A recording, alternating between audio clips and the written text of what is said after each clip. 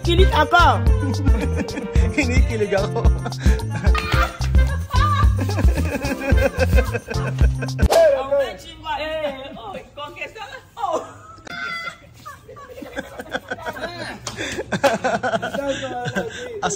Asawa daw niya si Chamame, oh. Si Chamame naman, oh, kinikilig-kilig, oh. Kinikilig-kilig. Kilig ako. Kinikilig ako. So ayun pa mga amigo, natin po tayo kila Mami Cookie. Buenas tardes, Mami Cookie, guwapa. Ayan si Mami Cookie, kasama po. Katatapos lang magtrabaho ng kanilang trabahador. Andito kami. Ayan ako lang, ayan na.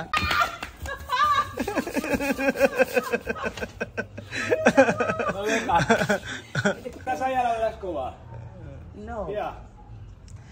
Alas 5 tapos ng mga trabahador, mga amigo, dito sa bahay ni Mami Cookie.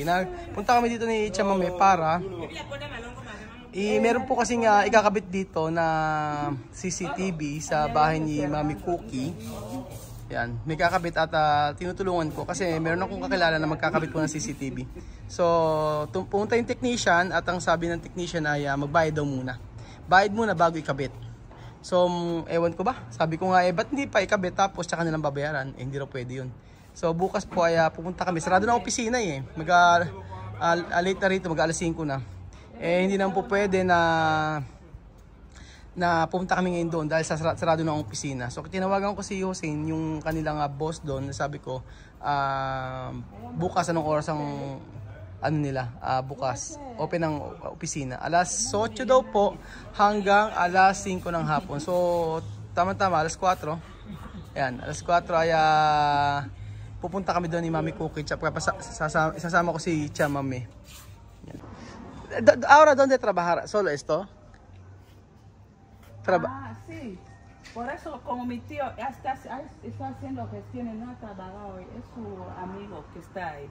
¿Eso tu amigo tu tío? Amigo de mi tío, sí. ¿Solo él trabajar? Sí. ¿Cómo va a terminar esto? 3 años va a terminar. ¿Cuándo trabaja? Isa lang daw yung nagtatrabaho eh. Oh. Ayan, isa lang daw po ang nagtatrabaho dun sa may kabilang bahay. Ayan. So isa lang nagtatrabaho, nagalagay doon ng kontraplake o plywood. Siguro baka bubuhusan na. Second floor ito eh. Ayan.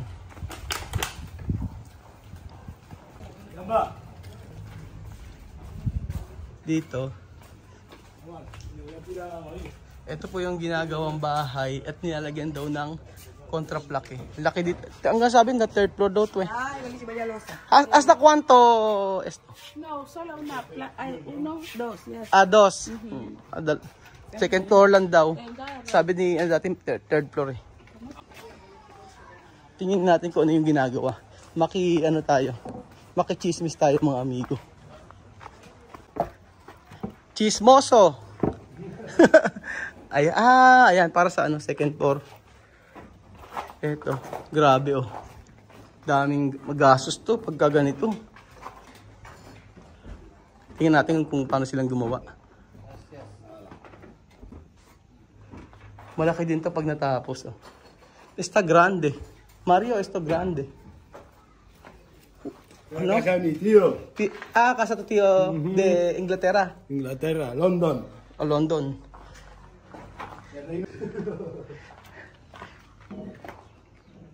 May mga bakal na pala. Ayoko na akatin. Ayan. Baka kuha. Pero yung ganitong yung ganito kalaking bahay sa atin, mga na to. Mga siguro, depende kung standard o high-end na materials yung gagamitin para sa finishing. Pero kung mga high-end na materials, papatak to ng mga 5 milyon, ganyan, o 6 na milyon sa pera natin. Pagka second floor, Oo. Alam ko, di ba? Kasi, yan yung sabi ng mga contractor. Pag nagpakot ka sa kanila ganoon.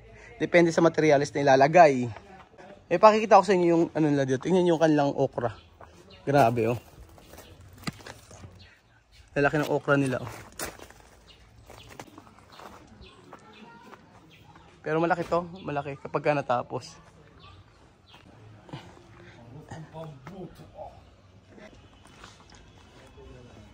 Ito na po yung bahay nila Ito kay Esther po ito mga amigo, yung bahay na to. Yan po ang bahay nila na hindi pa natatapos. Dito po yung kila Concha. Natutuwa talaga ako sa mga dito, mga okra. Ganyan siya kalalaki. Esto casa, cuando construyen mi país, Sí.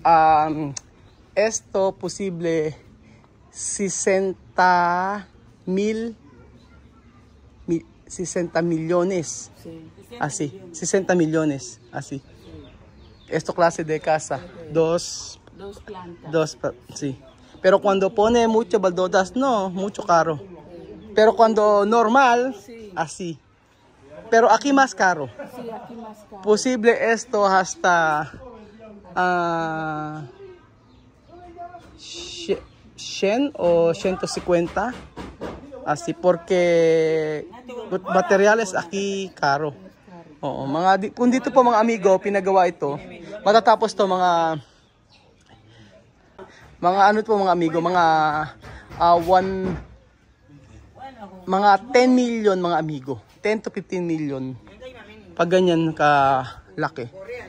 10, 15 depende, pero pagka naglagay ka ng ganyang karaming mga baldosa o tiles, yan, 15 to 20 million. Maniwala kayo mga amigo, ganito kamahal ang materials dito.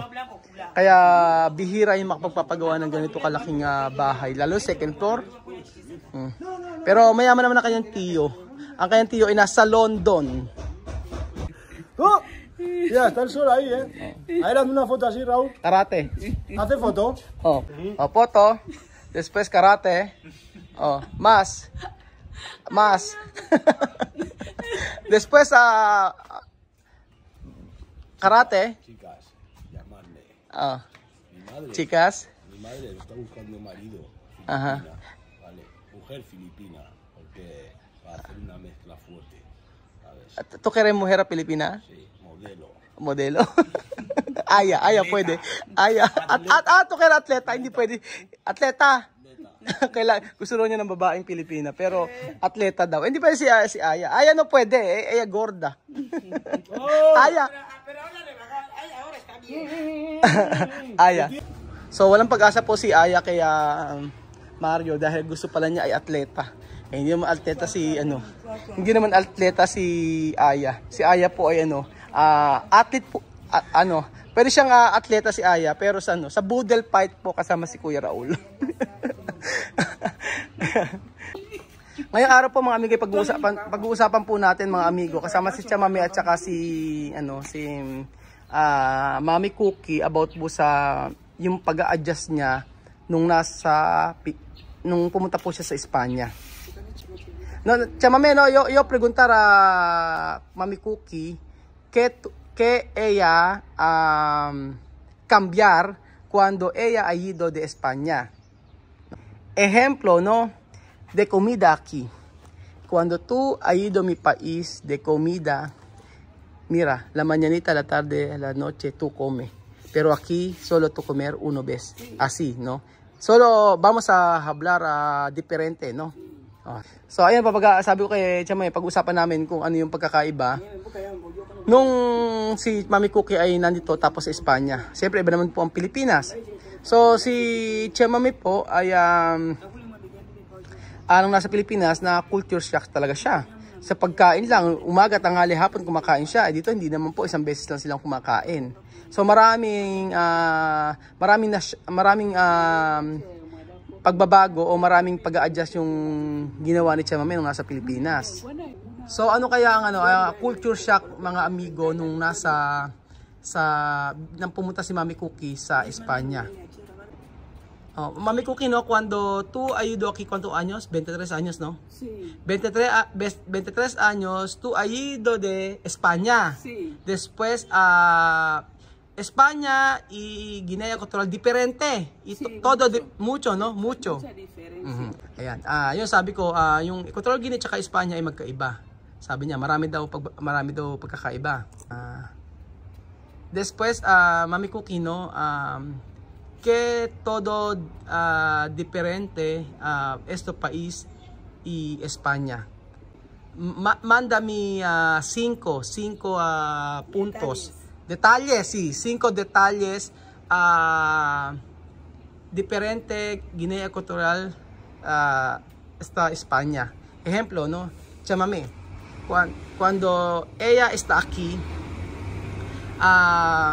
ella ha visto aquí cuando niños no quieren ir a la escuela no hay problema, pero ella ha dicho cuando está en mi país todos niños ir a la escuela diferente país, no?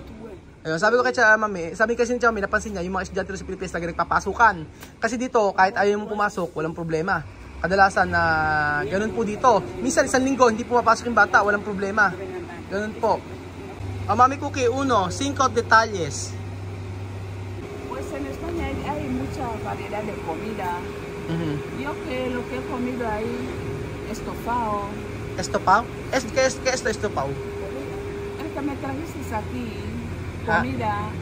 Estofado. Como adobo. Como adobo. Sí. Así. Pero aquí no hay, ¿no? Aquí no hay. Ajá. Después, de comida diferente aquí y ahí, ¿no? ¿Qué comida española diferente? Ejemplo, ¿cuántas veces tú comer? En España. Ajá. Creo que 2. Desayuno por la mañana Ajá. y ahí a la 1 como. A la 1, sí. Sí. Ya está. Ya está. Después mañana más. Sí, y por la noche puedo tomar algo pequeñito. Algo. Solo así? Sí. Sabi ni Mami Cookie, sa Spain daw, kumakain daw siya ng breakfast, tapos ng lunch, ala 1, and then sa gabi daw, umiinom na lang siya ng pwedeng inumin. Yun ang sabi niya. No. Aquí, todo dicho, cuando está en España, tú comer desayuno, después a la 1, la tarde, y después a noche. Pero aquí, cuando tú 23 años bajo, ¿qué hora tú comer? ¿Qué comida tú comer? Pero todo comida española, ¿tú quieres o hay otro no quiere? Todo, me gusta. Todo tú quieres? Sí. Yun. Todo. Pero para ti, ¿qué comida bien? ¿Aquí o España? España. España? Yun. España, porque tu corazón ya está ahí, tu marido ya está ahí, Ajá. ya está ahí mucho tiempo. Ayun nga, sabi ko, tinanong ko kung ano mas masarap na pagkain, yung pagkain na pambota, yung traditional na pagkain dito o sa Spain. Sabi niya, pagkain daw sa Spain. Yun. Vengan, buenas Mami Cookie, detalye 2, que diferente mas cuando tú ay ido ahí. Sabi ko ano yung kakaiba nung dito nung nagpunta siya doon sa España. Aquí tú puedes coger taxi, tú puedes ir andando. Pero ahí hay tranvía. ¿Tranvía? Tranvía. Bus. Sí hay bus. Tranvía es eso que se pasa toda la ciudad que parece tren. Sí, tranvía. Sí. Sí. Como tren. Como tren, pero en la ciudad. Ajá, sí. En la ciudad. Hay tranvía, hay bus urbana, que montón. Taxi también. Hay taxi, montón también. También. Sí, pero yo más a veces solo irme tranvía porque lo tengo así cerca de la casa. Tranvía tú cogerá Sí, cerca para... de la casa. Pero, ¿cuánto dinero tú pagar de tranvía? Pues barato si tú tienes bono. Uno puede comprar bono de un mes, de una semana, solo entras el TIC. Tarjeta. Si tiene tarjeta. Sí. Pero cada mes, ¿cuánto tú pagar de...? De tarjeta, depende. Eso lo poner a lo mejor, un ejemplo, 2,000 francos. 2,000 francos, ¿un mes? Un ejemplo. Un mes yo puedo poner 10 euros. 10. Sí. 10 euro. 10 euro. Solo 10 euro para un mes, todos. Sí, porque como no salgo mucho... Más caro aquí. Sí. Más caro aquí, ¿no? Sí, por eso porque aquí taxi 500, 1,000, 2,000, 3,000 así. Sí, por eso hoy día en España hay mucha gente que ya no tienen coche. ¿Por qué? Porque hay tranvía, hay buses Sí. taxi. Mucha gente ya no conducen sus coches, muchos ya lo venden. Prefieren andar en transporte público. Sabi ni Mami Cookie, dito sa Equatorial Guinea ay pwedeng mag-taxi, pwedeng maglakad, pero mas mahal nga daw yung taxi dito tsaka yung taxi dito. Sa Spain daw, meron daw siyang sinasabi na parang train, yung tranvia na kung saan ay gumagastos daw siya ng 10 euro isang buwan. So kung 10 euro ay napakamura po nun. Kasi dito po mga amigo, ang gastos sa taxi sobrang mahal. Dahil isang biyahe lang po ako binabayad ko po ay 500 pesos mga amigo. Minsan 300 pesos, pinakamababa na po yung 300 pesos, ganun. Pero ang minimum dito ay 50 pesos, ganun po. Tapos sabi niya, marami daw tao doon na wala namang sasakyan. Kasi mas gusto nila yung, mas marami rin po. Marami kasi daw doon taxi, tsaka train, tsaka yung mga, transportation, gano'n. Napakaraming pwedeng sakyan doon sa Espanya. Tres detalles sa Mami Cookie. En España uno no puede aburrir. No aburrir? No. ¿Por qué? Porque te puedes vestir, pues puedes encontrar terrazas, te sientas para comer, para tomar algo. Y cerca ahí hay cines, hay cines, no, cine. Hay tiendas. Tiendas, sí. Sí. Ajá. Hay tiendas y también hay muchos restaurantes. Ajá. Es que yo en mi barrio no me aburro. Porque hay muchas tiendas. Tú vas viendo tiendas, vas probando ropa, aunque no vas a comprar, pero tú pruebas. Cuando sí, te sí, casas, sí. tú vas a casa. Sí. Sí. O sabi ni pero aquí no muchos lugares para no hay. Sí. O yung sabi ni Mami Cookie dito kasi sa bansa na to wala masyadong nililibutan, pero doon daw sa Espanya, sa Spain, hindi raw siya mabobore. Hindi raw siya nabobore kasi kung gusto na niya lumabas, kumain, tapos bumili daw ng mga damit kahit o magsukat ng mga damit kahit di siya bibili o okay lang. Kumbaga maraming lilibutan daw sa Spain. Ayun ang sabi ni Mami Cookie. Personas solamente atrasar, solamente así. Ayun, may sinasabi si Tia Mami. Sabi ni Tia Mami, dito raw, kasi kinukwento ni Mami Cookie na sa may, sa may Spain daw, ay okay lang daw mag-video-video, mag-picture-picture, pero dito raw, sabi ni Tia Mami, nako, dito, ang gusto chismisan lang, ang gusto ay pagka ayaw magpa-video, ayaw magpa-picture, gagawa ka ng problema. Ayun, kinukwento ni Tia Mami. Ayan. Sabi niya, puro chismis lang ang gusto ng mga kapitbahay. Sabi ko sa Pilipinas, ganun din. Maraming chismoso ako sa Pilipinas. Sa Spain din, ganun din naman. Kahit sa bansa yata, meron mga chismosa. Hay chisme bar para Papa Bongay, chisme ayer. ¿Por qué? Mi abacería solo blanco, sí que anda ahí. Solo blanco. Blanco. Cuando no viene así con Bill, con José. Anteayer Gordy ha venido. Ayer Blanco. Eso blanco. Eso bar para blanco. Solo bar para blanco. Ay, sabi ganun daw ni Papa Bongay, chinichismis daw siya na yung bang tindahan daw ni Tia Mami ay para daw sa mga putila. Kasi nung isang araw ando si Kuya Rene, si Katagay, at saka sila Kuya Tonton, tapos sila Bill, sila Aya, laging nandoon. Yun ang chinichismis daw kay Tia Mami. Hindi naman niya alam na siyempre marami din nagpupunta doon sa may bar ni Tia Mami. Ang gustong paratingin ni Papa Bongay ay yung bar na yun ay para sa mga puti daw, hindi raw para sa mga itim. Chismis nga naman talaga. Pero todo, no, cuando tú salir aquí, tu edad 23 años, cuando tú estás ahí, tu vida no difícil para acostumbrar todo. No era difícil. Ejemplo, cuando tú tío Victoria, vete allí a otro sitio. Sí, no difícil para ti. No, porque se fue solo. Porque cuando aprobó oposiciones para funcionario, fue a Barcelona. Y yo quedé a Zaragoza. Cuando tú estás en Zaragoza, no difícil para ti para acostumbrar todo. ¿Dónde es tu mercado? ¿Dónde esto? No. Me acostumbré inmediatamente. Fácil. Muy fácil. Sí. Porque todo está cerca. Cerca. Tú vives aquí, hay mercado aquí. Ajá. Tú vives ahí, hay otra tienda ahí. Ajá. Sí. Todo está cerca. Pero cuando tú pasar lejos con Tío Victor. Ajá, sí. Ayun, sabi ko sa kanya, sa lahat ka ako nung pagpunta niya sa may Spain, hindi ba siya nahirapan? Sabi niya, hindi daw. Sabi ko, paano kung ako pagka pinapupunta ka ni Tío Victor doon? Sabi niya ni Mami Cookie ay lahat daw ay malapit, tindahan o kung saan man pag sa bumaba siya ng bahay ay malapit sa lahat. So hindi nahirapan si Mami Cookie nung pumunta siya sa Spain. Pero Mami Cookie, no, cuando tú está España, tú no llorar para quiero ver mi madre, quiero ver mi tío, quiero ver mi familia. ¿Tú no llorar? O a veces? Cuando yo estoy aquí. Cuando tú estás en España 23 años ha ido, después tú no... Llorando a la gente de aquí. No, sí. No. No. Natawa ako.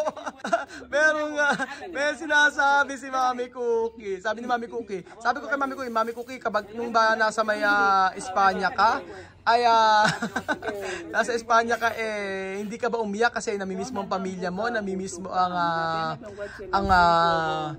ang nanay tatay mo o gano'n, sabi niya hindi. So ayun po mga amigo, yun ang sabi ni Mami Cookie, hindi raw siya umiyak.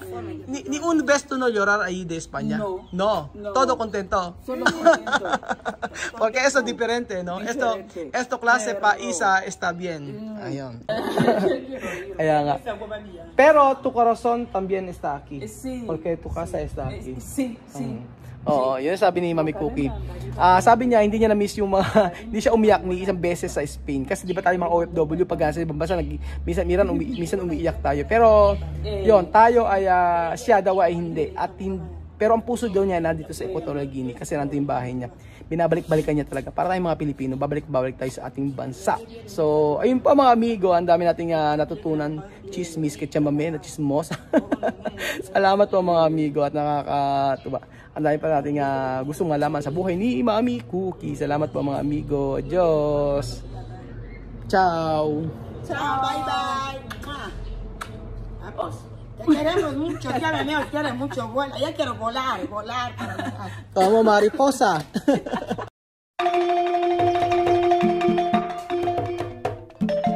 Na-appreciate ko yung paano sila nagdadasal.